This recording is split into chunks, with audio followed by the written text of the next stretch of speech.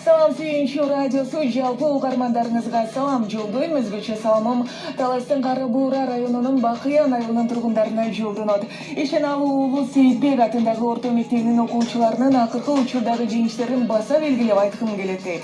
Район аралык өткөрүлгөн Кош жылдыз конкурсунда биринчи орунду камсыздаган окуучуларды жана даярдаган мугалими Алыбаева Гүлзира эжекени куттуктайм. Мындан тышкары район аралык өткөн билимдүү жаштар жаркын келечек аттуу интеллектуалдык акыл таймашта биринчи орунду алган Ак Шумкар командасынын мүчөлөрү Орозбек, Ислам, Сталбекти жеңиштери менен куттуктагым келет.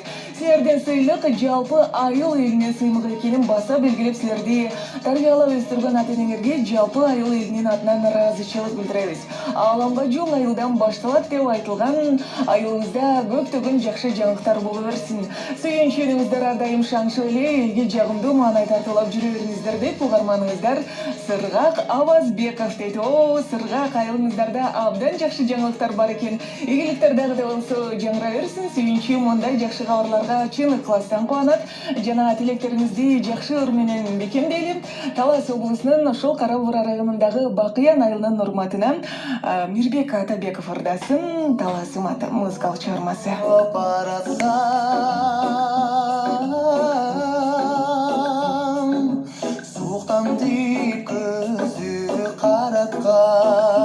Ошол достор, барыңарга кутман күн каалайбыз.